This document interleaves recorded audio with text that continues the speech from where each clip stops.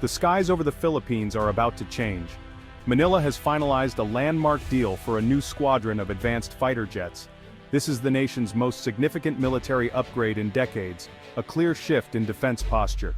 These jets are more than hardware, they're a statement of sovereignty and intent. The Philippine Air Force is on the verge of true modernization. The roar of these jets signals a nation reawakening to the realities of power and geography. The story of these jets is the story of a nation reclaiming its voice. For an archipelago like the Philippines, air power is inseparable from maritime security. Without a credible air force, coastlines are exposed and the Navy is vulnerable. The new jets provide a crucial layer of defense, intercepting threats, challenging intrusions and supporting forces across vast territory.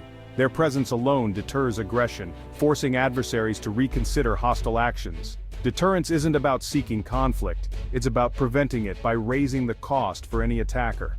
For a nation facing repeated challenges in the West Philippine Sea, this capability is essential. The acquisition also strengthens the Philippines' role in regional security, making it a more valuable ally, especially to the United States. A stronger Philippines contributes to a stable balance of power and helps keep Southeast Asia's waterways open.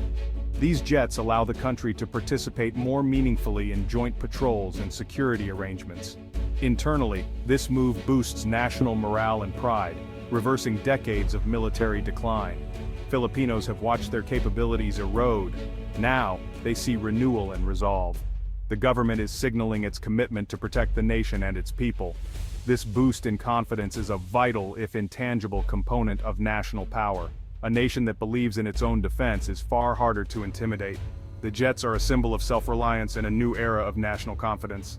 The Philippine Air Force was once among Southeast Asia's best, flying American-made jets and serving as a key U.S. ally. But economic crises and political turmoil led to neglect. When the U.S. left its bases in the 1990s, the Philippines was suddenly responsible for its own air defense. The last F-5 fighters were retired in 2005, leaving the country with no credible air defense. The arrival of F-A-50 jets from South Korea in 2015 was a first step out of the jetless era. Now, modernization is a necessity. The Philippines is determined not to repeat the mistakes of the past. The South China Sea is a flashpoint, vital for trade, rich in resources, and rife with overlapping claims. For the Philippines, it's not just a map, it's their western frontier and lifeline. China's sweeping claims cut deep into the Philippines' exclusive economic zone, fueling tension. For years, Filipino fishermen and outposts faced harassment with little recourse. Surface ships are slow and easily blocked. Air power changes the game. A fighter jet can reach trouble spots in minutes, observe, document, and if needed, intervene. Its presence alone deters harassment and forces adversaries to act with caution. The new jets provide domain awareness, patrolling vast seas, tracking threats, and relaying intelligence to Manila. This isn't about seeking confrontation, but about enforcing international law and protecting sovereignty. The jets give diplomats leverage. Protests now carry the weight of credible force. The Philippines moves from passive complaint to active presence, controlling the air above contested waters. This shift compels respect and changes the facts on the ground and in the sky. The goal is stability, not escalation. Air power is now central to the nation's strategy in the West Philippine Sea. The balance of power is being recalibrated. Acquiring modern fighter jets is a massive financial commitment for the Philippines. The cost runs into billions, including training, munitions, and maintenance, requiring sustained political will. Critics argue the money could go to education or healthcare, but national security underpins all development. The U.S., as the Philippines' only treaty ally, is a natural partner, offering financing, training, and access to advanced technology. American support eases the burden, but also deepens strategic ties. Relying on the U.S. brings benefits, interoperability, support, and deterrence, but also risks dependency. Manila must balance its alliance with Washington against its economic ties to Beijing. Too close an alignment with the U.S. could provoke China, its largest trading partner. The choice of aircraft is both technical and geopolitical. Relying on American hardware means long-term dependency on U.S. supply chains. Philippine leaders must weigh the benefits of superior technology against the need for strategic autonomy. The challenge is to build a self-reliant defense, supported but not dominated by its ally. It's a delicate balancing act in a region of great power rivalry. Every decision shapes the nation's future independence. Choosing the right fighter is as crucial as the decision to buy. For the Philippines, the contest centers on two options: the American F-16 Viper and the Swedish Saab Gripen. The F-16 is a proven, powerful platform, battle-tested, reliable, and fully integrated with U.S. forces. It offers maximum performance and alliance benefits, but at a higher cost and with greater dependency. The Gripen, by contrast, is designed for efficiency, low operating costs, and flexibility, ideal for a smaller nation facing a larger adversary. It can operate from short runways and dispersed locations, a key advantage for an archipelago. Choosing the Gripen signals a desire for independence and diversified suppliers. The debate is about more than specs, it's about the Philippines' future role and alliances. The F-16 means power and close U.S. ties. The Gripen means self-sufficiency and operational flexibility. The decision is a complex trade-off between capability, cost, and geopolitical alignment. It will define the Air Force for a generation. The world is watching which path Manila will choose. The stakes are high, and the implications are profound. The choice will reveal the nation's strategic vision. The Saab Gripen is tailored for nations like the Philippines, facing bigger neighbors, needing smart solutions. It prioritizes advanced avionics, electronic warfare, and networked operations over sheer size. Its low operational cost means more flight hours and better pilot proficiency, crucial for a tight defense budget.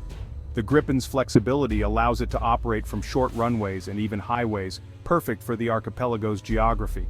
Dispersed basing makes it harder for enemies to target assets in a first strike.